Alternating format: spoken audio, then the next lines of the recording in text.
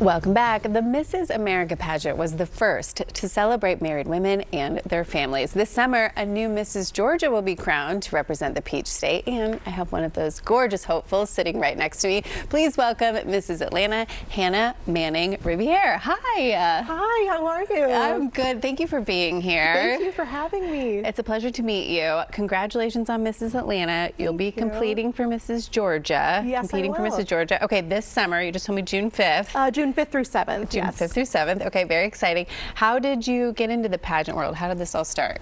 Yes, so I have always had a passion for community service since I was a kid, and that intersected with me being a model and actress. I have been doing that since 13 years old. Okay. And so the opportunity was given to me to apply to Mrs. Georgia, and I was accepted, given the title of Mrs. Atlanta. And what was really appealing was the ability to have a platform, a public-facing platform, to speak about the cause that I am most passionate about, which is equity and education for women and girls worldwide. Okay, let's talk about that because I do know that is an important part of the pageant, but it seems like it was one of the main reasons for you to get involved. So why choose that platform, and how did you find that to be your cause? Yes, so I have been very fortunate to not only complete my bachelor's and master's degree, but I also completed high school. And that is very significant because many women and girls worldwide do not have that opportunity.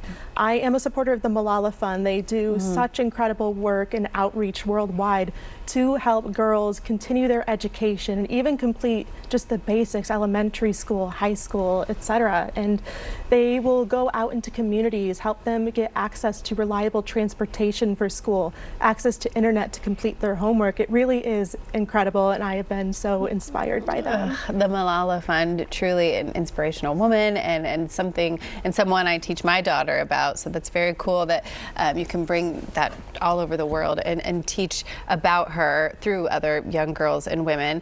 Let's talk about public speaking. Yes. So a lot of people do have a fear of it. I also don't love it. I know I'm on camera every day, but it's different just being on the camera. But talk about how you have sort of had this renaissance into being a public speaker. You're doing it very well. Thank you. Ever since I was a kid, even despite doing modeling and acting, I had such a huge fear of public speaking. I had terrible stage fright. Arguably, I still do to this day. But entering this pageant is giving me the opportunity to practice. And the biggest thing that I'm afraid of is not so much the speaking portion, but judgment. But my father always told me since a young age, it doesn't matter what you do and how well you did, you at least got up there. His one thing he'd always say is, you have guts, kid. And so I'm playing that in my head over and over as I'm even here today. Yeah, I love it. You're inspiring for sure. And language, I know, is also very important to you. Speaking of public speaking, and Yes. I hear you speak multiple languages. I do, yes. English is my first language. I studied Spanish for my bachelor's in college, and I actually married somebody whose family is from Venezuela, so they speak Spanish, so that's what I'm using my degree for. Just joking.